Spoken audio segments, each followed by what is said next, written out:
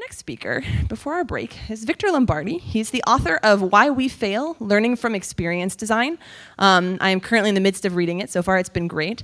Over the last few months, many months, years, you've been doing research on why products are failing. And Victor's been all over the country talking to companies that have had failed products and doing this research on like what happened. What really happened? And I think it's so great that you come at it with this outside perspective to really look at all the different angles. And so he's taking the stage today to share with us kind of what are the most common reasons that he's seen big famous companies have product failures, and what can you take from those failures to make sure that your product doesn't fail. Also as a reminder, every speaker has Q&A at the end, so think about questions that you want to ask, because I don't know what you're looking to learn. So on that note, let's switch up Victor's slides. Great. Victor, you're welcome to take it away. Thank you.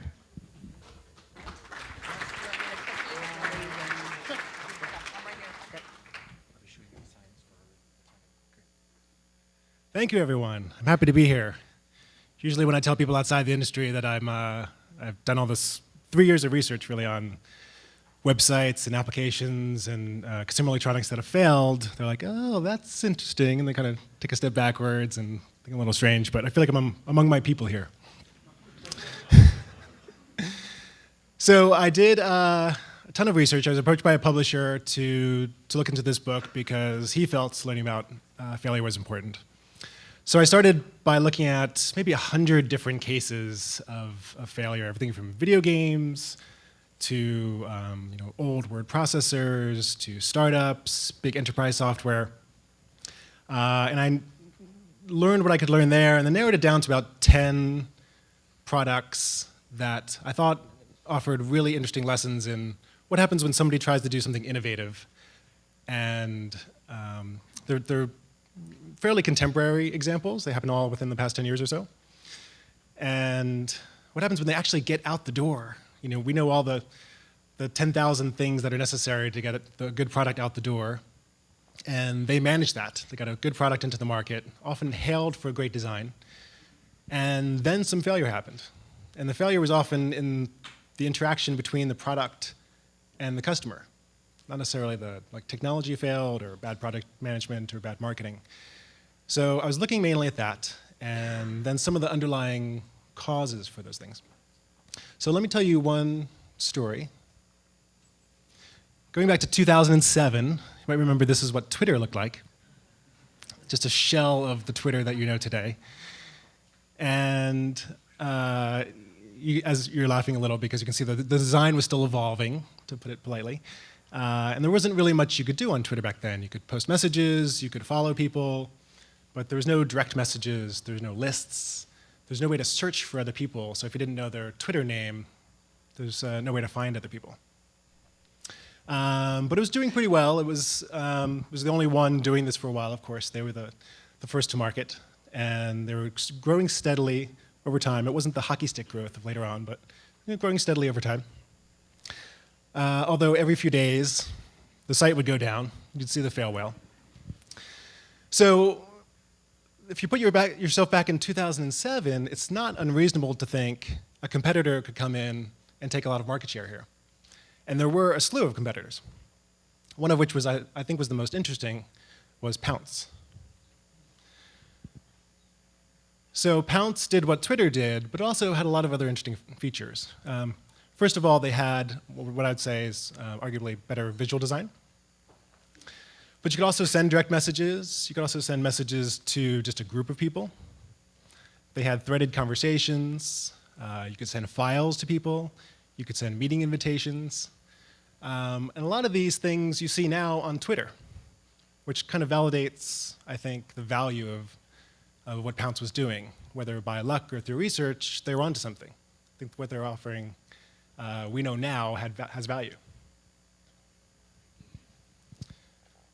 So this is a multifaceted story. There's a lot going on here, and I won't do justice to them in a short talk, but let me try to talk about the essence of what happened.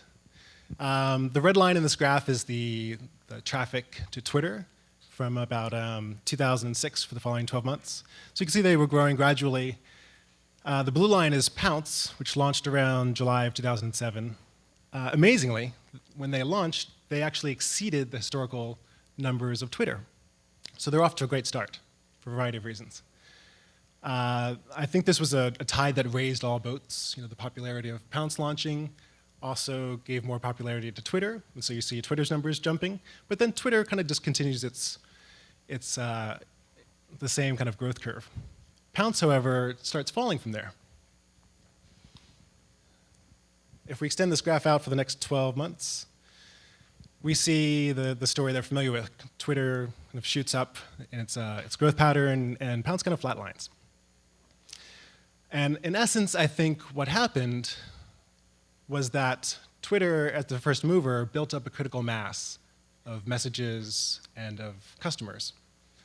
And when it comes to social media, that was the most important thing. People wanted to post where there were readers, and people wanted to read where there were writers. Right? So as a product designer, as a founder, this was really sobering to look at these kind of stories. And this was one of the trends I kept seeing over and over was that what we traditionally think of as great design or really valuable features or even uptime doesn't necessarily equate with the experience that's most important to people. I think in this case, that critical mass of messages and people was the most important part of the experience to Twitter's customers. One of the reasons I think this is the case, I'm sorry, I'm supposed to wait for you to, to click, but I'm in the habit of doing that, was because we have so much performance at our fingertips these days. Not too long ago, like 2003, you'd see phones like on the left. This is the Nokia 6600, where you really could judge the phone by its features.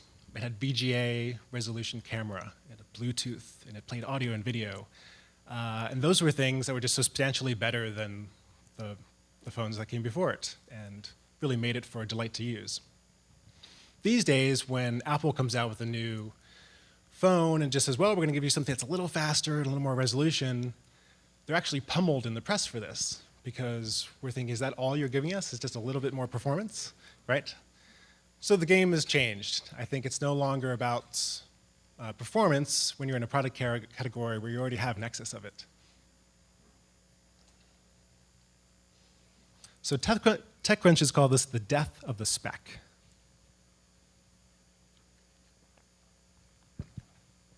Meaning you could look at a specification list and not really know whether that's a better product or not. Because you don't know whether it gives its customers a better experience or not. So I refer to this as the birth of experience. We've talked a lot about experience in terms of user experience and experience designers, and we throw the word around a lot. And in the past, frankly, I think that was kind of aspirational, that we were really just designing products, not really facilitating great experiences. But I think as certain product categories start to be injected with more software and then more rich interactions in the user interface, they do cross this kind of experiential threshold where it really is more of an experience. Another way to look at that is when the iPhone 4 came out. Consumer Reports did some very thorough tests of the phone and found it had this defect. Right? If you remember, if you held it wrong, the signal was attenuated. And usually Consumer Reports is just content to publish its reports and inform its readers and kind of move on with life. But the iPhone 4 was a huge product, was getting a lot of press. Consumer Reports probably saw this as their big PR moment, and so started doing videos and lots of interviews, and this became a huge story, right? The iPhone 4 was flawed, and everyone was, at least in the media, was broadcasting this message, the iPhone 4 was flawed. So you think sales would tank, but sales actually went in the opposite direction. People want the iPhone 4 experience, and a little flaw, not unlike Twitter's going down every once in a while, wasn't enough to kill the product, wasn't enough to turn people off. So if there's one thing that I wanted to impress upon you today that I learned from writing this book, was that design does not equal experience.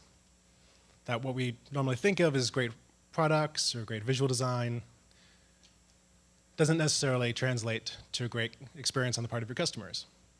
And even what we think of as flawed features or flawed design doesn't necessarily translate to a bad experience. So the question that Cass so rightly poses to all of us today is, what should we do differently tomorrow if you buy my premise? So one thing I've started doing a lot differently is using scientific method-based approaches a lot more. Things like customer development and lean startup. Can I get a quick show of hands of who already uses techniques like this? Yeah, and that's what I typically see is about half the people I talk to are at least familiar with it or putting into use. The reason I think these are important is because what they try to do dovetail nicely with what I found in my research, which was to regard everything that you're currently doing as just an educated guess. You know, all your thoughts about your design, everything on your whiteboard, everything in your roadmap is just a hypothesis. And until you go out and actually test that with customers, you don't really know if the customer thinks that's valuable, if they're having a good experience or not. So I think that's a great place to start. If you're already doing that, I want to make you aware that there's a whole field of people that do that for a living. One thing I do like about Lean Startup is it encourages everyone, founders, employees, to go out and do your own research, especially at the early days of a product or a company, to actually test something with a customer and see them, struggle with it. You get this kind of visceral reaction of watching your customers struggle with something you design and realizing, oh yeah, I failed, I need to redesign that. It's so much more powerful than just looking at data on a piece of paper. And when they turn around and say, no, I won't pay for this, it's a very powerful emotional reaction that I think you take back to the company and learn from. But as you start to become more sophisticated, your products become more complex, you start targeting different target audience segments. It's impossible to do all that yourself, right? And so these people called design researchers, and it's a skill set maybe some designers have, where they have tools, they have methodologies, just to help you understand what your customers are experiencing when they use your products or your competitors' products. So this is a tool called Primo, for example, which helps measure the emotions people feel when they're using your product. One thing I think Lean Startup doesn't tell you is what you should test. I think that's because it really can't, right? It kind of stops at that point and says, you need to use your gut. And really, you should know what is the most risky thing about your product or your company. And you should prioritize those and go out and test them in order of priority.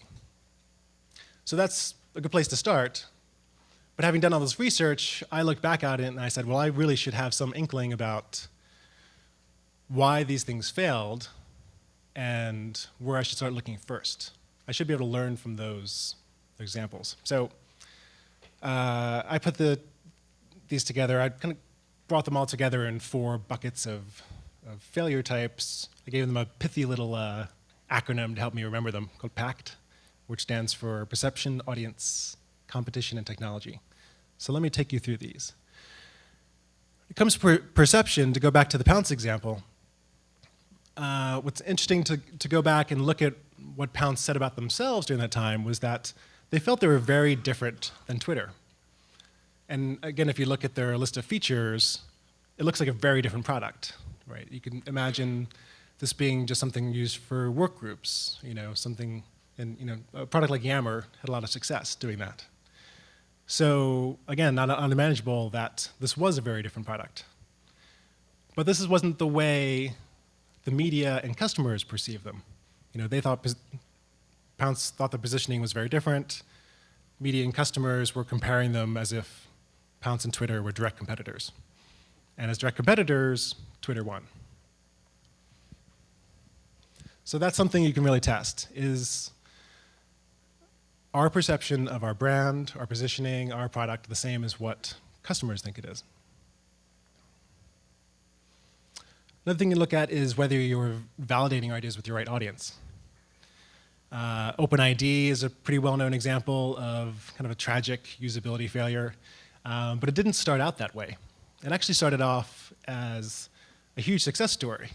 OpenID was used as kind of a single sign-on method within the huge LiveJournal ecosystem of blogs. And within that ecosystem, people loved it. They understood how it worked.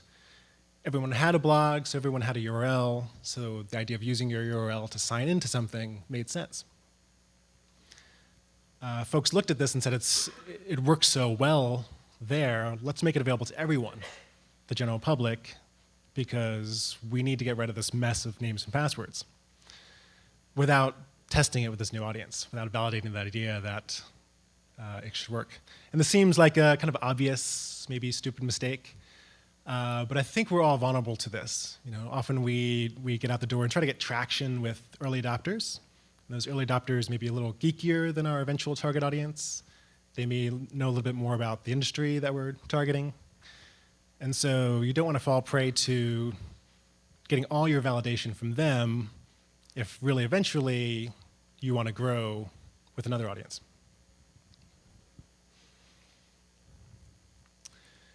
Competition is another one, and these stories really kind of broke my heart when I looked at these.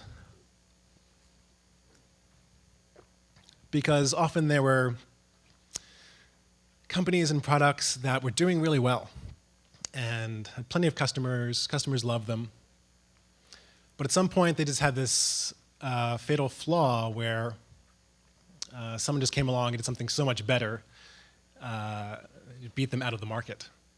So this is Wasabi, which was a personal finance website that was beaten some years later after it launched by Mint.com.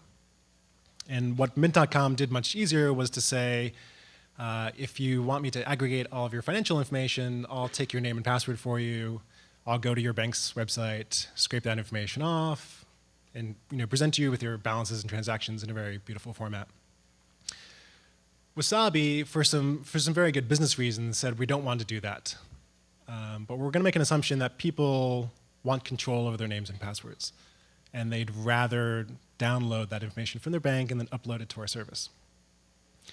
And it was a very rational decision that they went, rational decision-making process they went through, but they never validated that.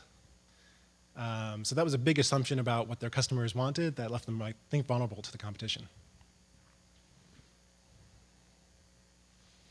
The fourth area is technology. So every once in a while, there's a big wave of new kinds of user interface technology that is so significant and changes the way we interact with things.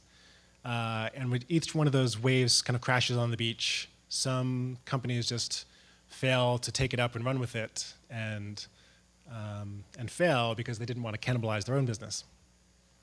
So in the case of touchscreens, I think there are people like Nokia who didn't want to start from scratch, didn't want to give this huge installed base of Symbian, and just kept building more touchscreen features on top of it, creating really a kind of a usability and a mess compared to what Google and Apple and others created, which was starting from scratch and realizing this is a whole new technology. It may even cannibalize what we were doing before, which was a brave decision on Microsoft's part to ditch their old operating systems and embrace Windows Phone.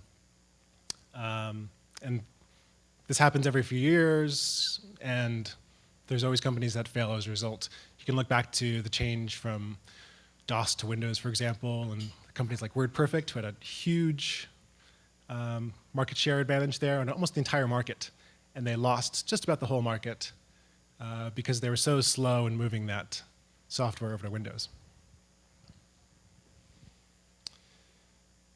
So that's the one point I want to emphasize to you today is, don't take anything else away from the talk, is that what we regard as design, what we look at as our products, if we haven't validated that with our customers, that they think customers are getting a good experience from that design, then I'd say we don't really know if it's a good design or not. Thanks.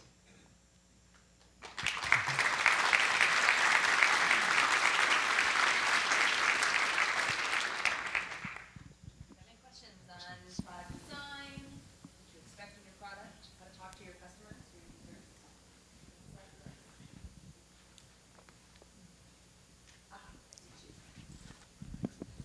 Hi, when you have a product that's ahead of the market's awareness, but it'll take a little while to get it out there anyways, it's very hard to go out and ask customers, how would you feel about this thing that you've never seen before?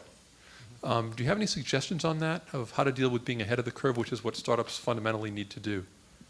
Are you thinking of something that's kind of still in the research phase, or do you think For example, I was one of the founders of a company called Worlds Inc., which did the first 3D virtual worlds on the internet. Okay. Nobody had seen anything like this before, and you'd walk in and they'd go, what is it? I mean, it's just very hard to introduce an entirely new concept and an entirely new way of thinking. It's a complicated answer. I would probably look into different launch techniques then, because maybe it's not a matter of just rolling it out and testing during the design process, or just testing during the launch process. As an example, I'm really interested in the way Google Glass is being rolled out.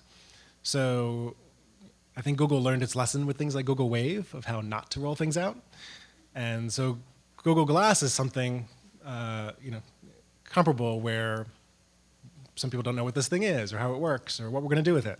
But they're starting very gradually to say, let's just give this to some early adopters in this case. Let's see what they do with it. Let's not try to commercialize it too soon. And of course, Google has the luxury of doing this because they have other revenue streams. I don't know if it was the case with your company, but I see that as a pretty good way to go forward, where just the viability of it in the market is a huge question mark.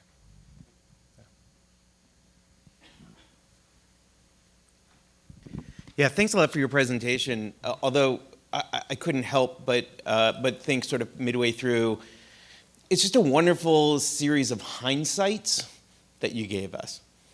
And by the way, like having been involved and knowing a number of the people who are involved in some of those specific decisions, there's way more luck that also gets malattributed to some of these things as well, around timing, around people involved, around funding events, I mean, all sorts of things like that too. So what I was hoping is, rather than take some of the hindsight lessons and try to sort of vector in on some conclusions, what can we as designers today, or maybe even non-designers, take to look at proactively how to help make sure that our next designs succeed as opposed to fail? Yeah, those are all good points. My hindsight is very clear. I think, and I didn't have time to go into this kind of detail today, but if you can't see my slides, but if you look at an example like Pounce, and I'm not saying they should have done this with my 2020 hindsight, I'm just saying looking forward, you could say, if we're in the same situation and we want to validate if our perception of the positioning is the same as the customer's perception of it, then you can turn that into a hypothesis. Go through the lean startup method and say, we think that at least 30% of the people who are using Twitter would instead use Pounce, or at least use Pounce in addition to Twitter, and that 30% would come from a number of places. It could be a financial calculation of how much market share you need to grab in order to be viable, right? And then you can run an experiment to say, let's seed groups of people, because maybe the groups are where they have their advantage and where they're positioned really differently, for maybe a month, and make sure they're using it, and then go back at the end and say, are they still using Pounce? Or 30% using Pounce at least instead of Twitter or in addition to Twitter? And if you don't hit that mark, then you failed that test, right? So that's where I'm getting at with these 4 categories, is that they can lead directly to how you form your hypotheses and how you run your tests about what to do. Does that answer your question? Does that help? Thank you. Good. We can talk about it afterwards. Okay. Sure. Great.